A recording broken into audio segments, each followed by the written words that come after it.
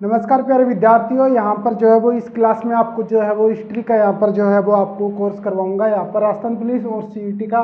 तो चलते हैं यहाँ पर हिस्ट्री के बारे में आपको जानकारी देते हैं। यहाँ हमारी जो है वो फर्स्ट क्लास यहाँ पर रहने वाली है। क्या रहने वाली है? First class. और आज यहाँ पर इतिहास का जो है वो आपको परिचय यहाँ पर जो है वो दिया जाएगा। चलिए बात करते हैं इतिहास क्या है। इतिहास में आखिरकार इतिहास शब्द क्या है। यहाँ पर सबसे पहले हम इतिहास शब्द का ही यहाँ पर संधि विच्छेद कर लेते हैं। जैसे कि इतिहास का हम यहाँ पर संधि विच्छेद करते हैं। यहाँ पर जो है वो 3 शब्दों से मिलकर बना है। इति प्लस है प्लस हास। इति का जो है वो अर्थ होता है, यहाँ पर इति का क्या अर्थ होता है? इति का अर्थ होता है कि इस तरह, या फिर बोल सकता है इस प्रकार। क्या? इस प्रकार। है का हम यहाँ पर जो है वो इसका अर्थ होता है, यहाँ पर जो है वो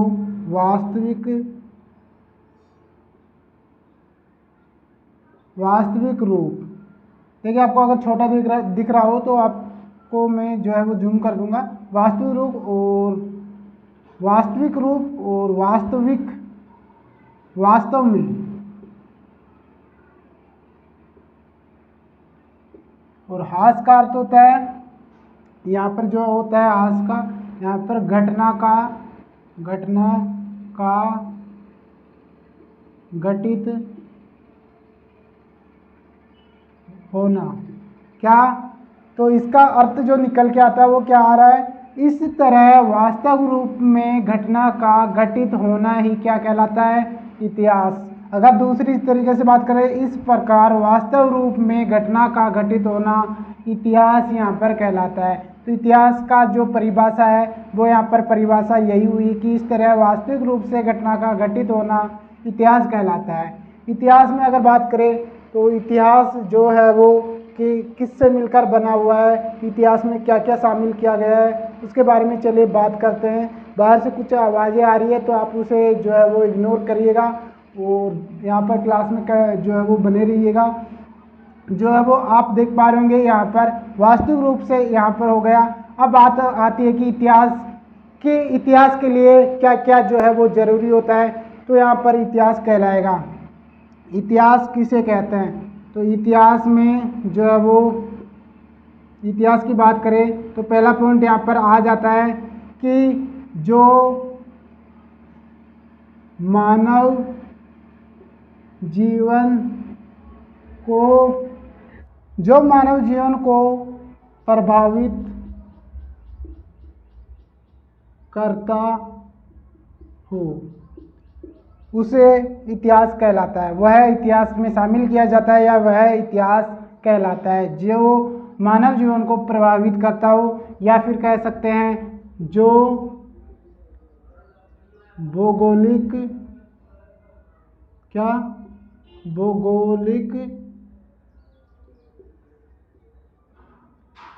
जीवन को प्रभावित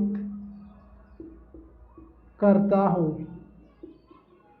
वह इतिहास में शामिल किया जाता है। इतिहास के जो इम्पोर्टेंट जो है वो पक्ष होते हैं वो बता देता हूँ। तो एक तो पक्ष ये होता है कि जो मानव को प्रभावित करता है वो इतिहास होता है और इतिहास में शामिल किया जाता है। और जो है वो जो भौगोलिक जीवन को प्रभावित करता है उसे भी इतिहास में शामिल किया जाता है। अगर सेकंड की बात करें तो सेकंड हमारा जो है वो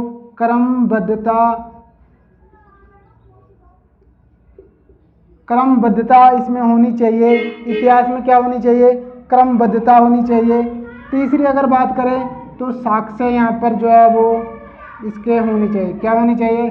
साक्ष्य। तो जो मानव जीवन को प्रभावित करता हो या फिर क्रमबद्धता हो उसमें, या साक्ष्य हो उसके, वो इतिहास में शामिल किया जाता है। चलिए अब बात करते हैं कि साक्ष्य जो है वो, आपको ये तो समझ आ गया कि क्रमबद्धता होनी चाहिए, यानी पीछे से जहाँ तक उसकी जो है वो घटना घटती है वहाँ तक की सूचीबद्ध तरीके से उसकी विवरण।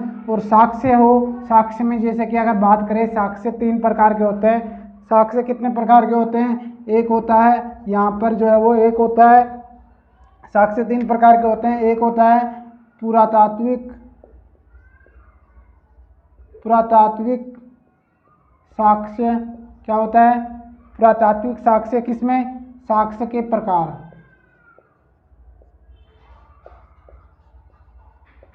क्या होता है? साक्ष्य के प्रकार में। दूसरा है यहाँ पर जो है वो हमारा यहाँ पर साहित्य साक्ष्य, और तीसरा है हमारा विदेशिक साक्ष्य। तीन हमारे जो है वो प्रकार होते हैं इसके। किसके?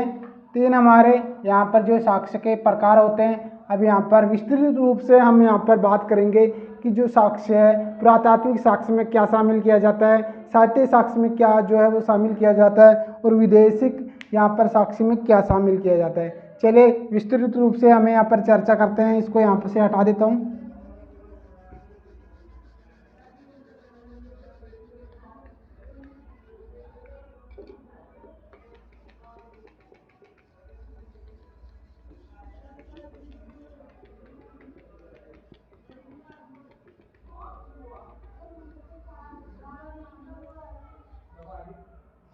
चलिए बात करते हैं कि यहाँ पर पुरातात्विक साक्ष्य क्या होते हैं। पुरातात्विक साक्ष्य में क्या रखा जाता है? तो पुरातात्विक जो है वो साक्ष्य हमारे जो है वो अभिलेख होते हैं। क्या होते हैं? अभिलेख। उसके बाद में स्तंभ लेख। इसके बाद में हमारा जो है वो मुद्रा लेख, मुद्राभिलेख। इसके बाद में जो है वो हमारा होता है शिलालेख, और इसके बाद में जो है वो हमारा यहाँ पर ताम्रलेख यहाँ पर जो है वो देखने को मिलता है। क्या? ताम्राभिलेख। अब इसके साथ साथ में अब बात करते हैं सबसे पहले कि यहाँ पर अभिलेख के प्रकार। अभिलेख जिसमें यहाँ पर जो है वो पत्थरों पर क्या? पत्थरों पर उत्कीर्ण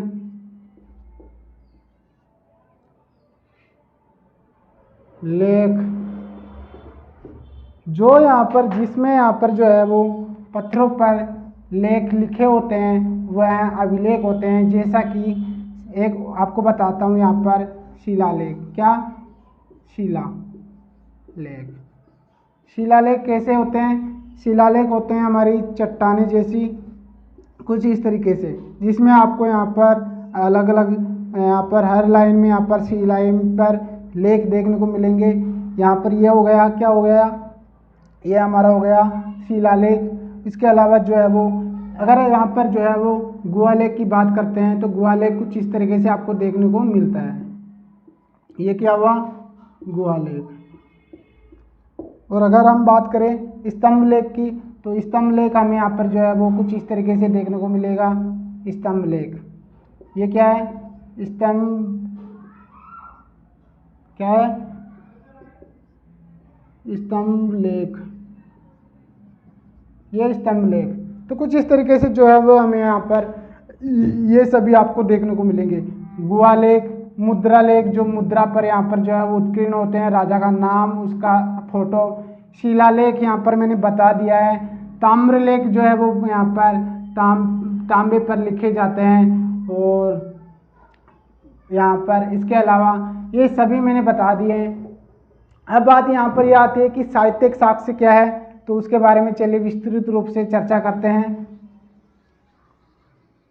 ये हमारा जो है वो अभिलेखों के बारे में चर्चा हो गई। और अभिलेख भी यहाँ पर जो है वो 2-3 तरीके से यहाँ पर होते हैं। अभिलेख की अगर बात करें तो अभिलेख यहाँ पर सबसे पहले बात करूँ तो अभिलेख में आपको यहाँ पर जो है वो यहाँ पर जो मृदभांड में भी आपको जो है वो जो यहाँ पर मृदभांड के ऊपर जो है लिखे होते हैं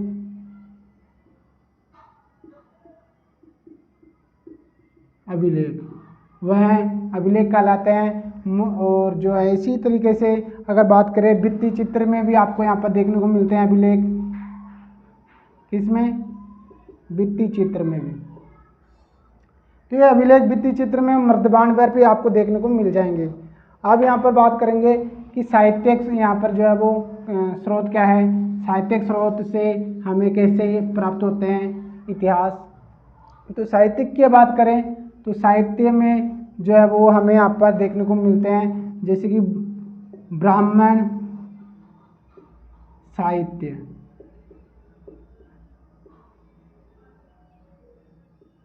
ब्राह्मण साहित्य पहला हमें यहाँ पर देखने को मिलता है। ब्राह्मण साहित्य से साहित्य में कौन कौन सा ब्राह्मण साहित्य जो है वो धार्मिक साहित्य,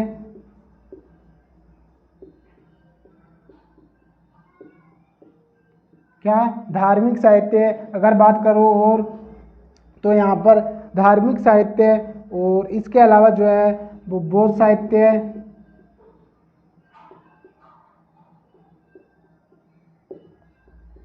दोस्तों साहित्य में भी काफ़ी सारे हैं। इसके अलावा अगर बात करते हैं तो यहाँ पर इस्लाम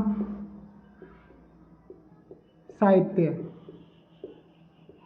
इन सभी की बातें जो है वो साहित्यिक साक्ष्य होते हैं। जैसे कि ब्राह्मण साहित्य में वैदिक, ऋग्वैदिक, वैदिक काल उनके बारे में चर्चाएं की गई है।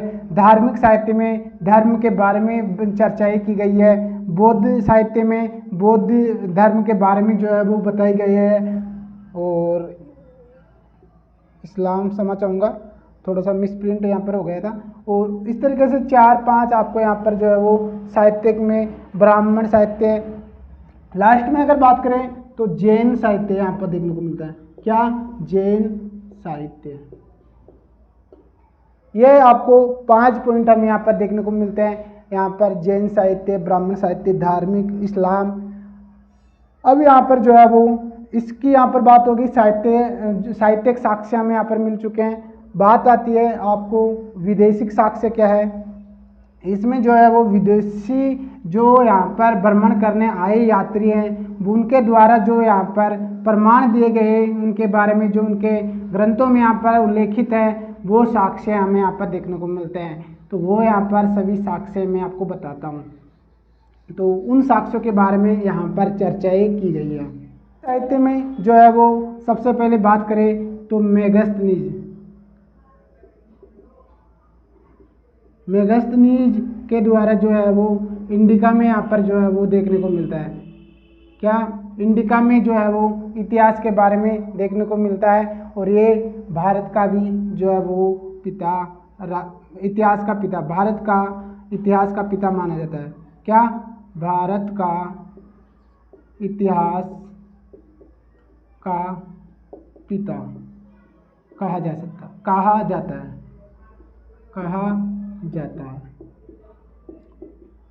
तो यहाँ पर मेगस्थनीज ने जो है वो इंडिका में यहाँ पर मेगस्थनीज ने इंडिका में यहाँ पर दिया था। इसके अलावा जो है वो अल्ब्रूनी ने यहाँ पर दिया था रिहला। और उसके अलावा जो है वो हेंत्सांग ने सी-यूकी में यहाँ पर दिया था। हेंत्सांग ने सी-यूकी मैं अपनी पुस्तक में जो है वो इतिहास के बारे में जानकारी दी थी। तो गाइस इस तरीके से यहाँ पर जो है वो साक्ष्य के यहाँ पर तीनों जो है वो पुरातात्विक साक्ष्य यहाँ पर मिलते हैं। साहित्य साक्ष्य, विदेशी साक्ष्य से हमें जो है वो इतिहास के बारे में जानकारी मिलती है। उन्हीं घटनाओं को जो है वो इतिहास में शामिल किया जाता है और इतिहास में इनका बहुत ही ज़्यादा योगदान रहा है। विदेशी के यहाँ पर साक्ष्य जो है वो हमें यहाँ पर देखने को मिलते हैं। चलिए इसके बाद में जो है वो हम स्टार्ट करते हैं। यहाँ पर जो है वो भारत में यहाँ पर इतिहास को कितने भागों में बांटा गया है वो यहाँ पर चर्चा करेंगे। भारत में इतिहास को कितने भागों में यहाँ पर बांटा गया है वो यहाँ पर बात करते हैं। तो भारत में तीन यहाँ पर जो है वो भागों में जो है वो इतिहास को बांटा गया है। कितने भागों में बांटा गया है? 3 भागों में हमें यहाँ पर देखने को मिलता है। अगर हम यहाँ पर बात करें कि भारत में इतिहास, तो इतिहास को भारत में 3 भागों में बांटा गया है। कौन कौन से भाग है? तो अगर बात करें यहाँ पर तीनों भागों की। तो फर्स्ट, सेकंड और थर्ड। पहले भाग की अगर बात करें तो पहला भाग है यहाँ पर प्राचीन काल, प्राचीन काल भारत। दूसरा है मध्यकालीन भारत। तीसरा है हमें यहाँ पर देखने को मिलता है आधुनिक काल भारत। अब यहाँ पर बात आती है, यहाँ पर जो है वो प्राचीन, यहाँ पर तीन भाग बता दिए, प्राचीन काल भारत, मध्यकालीन भारत, आधुनिक कालीन भारत। आधुनिक कालीन भारत। अब यहाँ पर जो है वो प्राचीन भारत को जो है वो हम जो है वो प्राचीन भारत को हिंदू काल भी कहा जाता था। हिंदू काल भी कहा जाता था। क्या कहा जाता था? प्राचीन भारत को हिंदू काल भी कहा जाता था। इसी के अलावा मध्यकालीन भारत को जो है वो इस्लाम काल, क्या कहा जाता था? इस्लाम काल। मध्यकालीन भारत को इस्लाम काल कहा जाता था। आधुनिक कालीन भारत को यहाँ पर जो है वो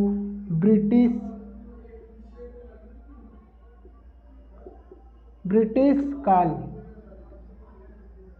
आधुनिक काल भारत को ब्रिटिश काल यहाँ पर कहा जाता था।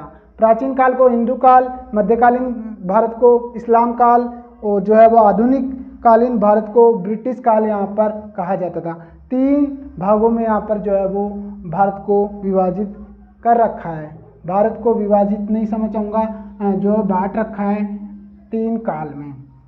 अब इसके अलावा जो है वो बात करते हैं कि यहाँ पर जो है वो इतिहास का वर्गीकरण किस आधार पर किया गया है। तो वर्गीकरण की बात करते हैं कि जो है वो इतिहास का वर्गीकरण कितने भागों में किया गया है। तो वर्गीकरण हमें यहाँ पर जो है वो तीन भागों में यहाँ पर देखने को मिलता है। क्या देखने को मिलता है? तीन भागों में वर्गीकरण। इतिहास का जो वर्गीकरण है वो तीन भागों में देखने को मिलता है। अगर बात करें फर्स्ट, तो हम यहाँ पर जो है वो प्रागैतिहासिक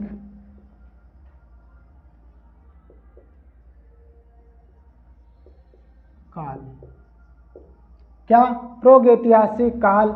इसके बाद में अगर बात करें सेकंड, हमें यहाँ पर देखने को मिलता है, सेकंड क्या देखने को मिलता है हमें यहाँ पर? आध ऐतिहासिक काल। अगर बात करें तीसरे की, तो यहाँ पर जो है वो ऐतिहासिक काल। तो हमारा फर्स्ट क्या हो गया? प्रागैतिहासिक काल। सेकंड हो गया आद्य ऐतिहासिक काल और तीसरा हो गया ऐतिहासिक काल।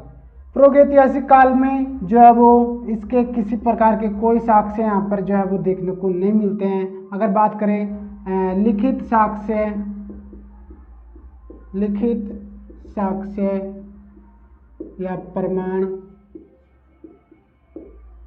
क्या है? नहीं मिलते हैं। क्या? नहीं मिले। इसके लिखित साक्ष्य और प्रमाण जो है वो नहीं मिले हैं। इसके यहाँ पर जो है वो यहाँ पर जो है वो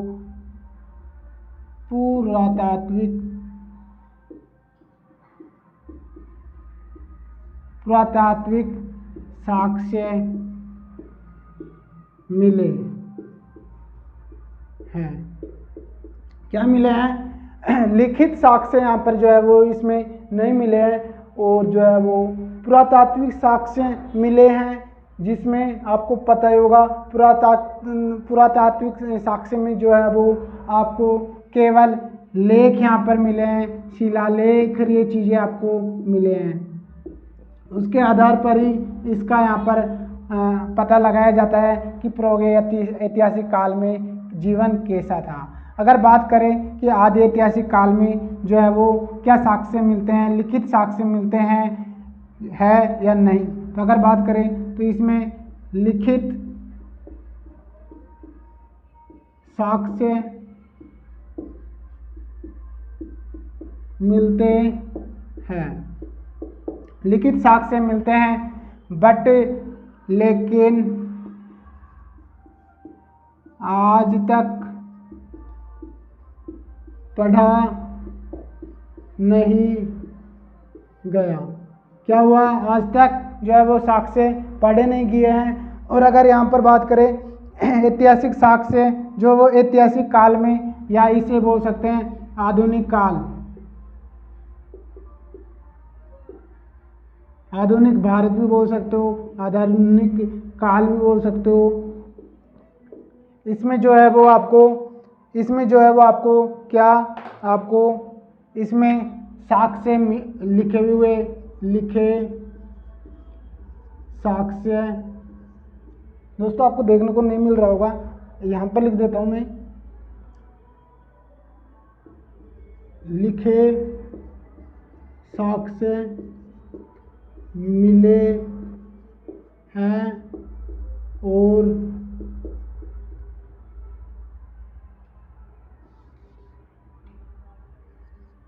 उनको पढ़ा भी गया है। तो क्या हुआ, देखिए मैं आपको बता देता हूँ, प्रागैतिहासिक काल में क्या हुआ, साक्ष्य मिले, यहाँ पर साक्ष्य नहीं मिले हैं, किसी प्रकार के कोई भी प्रमाण साक्ष्य, लिखित साक्ष्य नहीं मिले हैं। पुरातात्विक साक्ष्य जो है वो पुरातात्विक साक्ष्य जरूर मिले हैं। और अगर बात करें आदि ऐतिहासिक काल में लिखित साक्ष्य मिले हैं, बट पढ़ा नहीं गया उनको किसी प्रकार का। और अगर बात करें ऐतिहासिक काल में, अगर ऐतिहासिक काल या आधुनिक काल में, तो इसमें लिखे हुए प्रमाण मिले हैं और पढ़ा भी गया है। प्रागैतिहासिक काल में जो है वो हम जो है वो पाषाण काल का अध्ययन करेंगे। किसका अध्ययन करेंगे, पाषाण काल का। और अगर बात करें आदि ऐतिहासिक काल में, तो आदि ऐतिहासिक काल में वैदिक काल और सिंधु घाटी सभ्यता, इनका यहाँ पर जो है वो अध्ययन करेंगे। तो प्रागैतिहासिक काल में पाषाण काल का अध्ययन करेंगे, आदि ऐतिहासिक काल में वैदिक काल का, सिंधु घाटी सभ्यता का यहाँ पर जो है वो अध्ययन करेंगे। तो फिलहाल यहाँ पर ये हुआ कंप्लीट। इसमें आप यहाँ पर एक चीज़ यहाँ पर जान लीजिएगा कि लिखित साक्ष्य जो प्रमाण मिले हैं, लिखित साक्ष्य के किसी प्रकार के कोई भी प्रमाण प्रागैतिहासिक काल में नहीं मिले हैं। आदि ऐतिहासिक काल में लिखित साक्ष्य मिले हैं बट उन्हें पढ़ा नहीं गया। ऐतिहासिक काल में जो है वो लिखित साक्ष्य भी मिले हैं और जो है इसे पढ़ा भी गया है।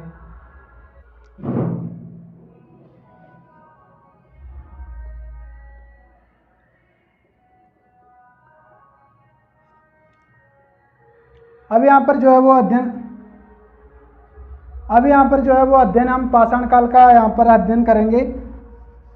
किसका अध्ययन करेंगे, पाषाण काल का अध्ययन करेंगे हम। तो पाषाण काल को भी हम यहाँ पर जो है वो इतिहास में 3 भागों में बांटा गया है। पाषाण काल को जो भी है वो 3 भागों में यहाँ पर बांटा गया है। तो गाइस पाषाण काल यहाँ पर जो बचा है, काफ़ी लंबी क्लास हो चुकी है, तो यहाँ पर पाषाण काल जो है वो हम कल पढ़ेंगे। क्या, पाषाण काल की विस्तृत रूप से जो चर्चा करेंगे वो कल करेंगे। फिलहाल मैं आपको बता देता हूँ कि पाषाण काल जो है वो पूरा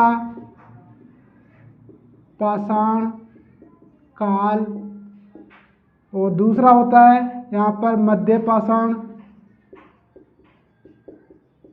काल, एक है हमारा यहाँ पर जो है वो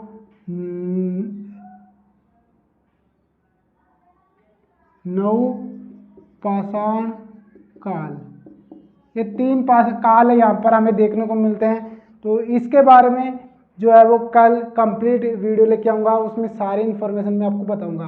तो फिलहाल इस वीडियो को करेंगे यहीं पर समाप्त। वीडियो अच्छा लगा हो तो लाइक करके जाना, और जो है वो चैनल को सब्सक्राइब करना।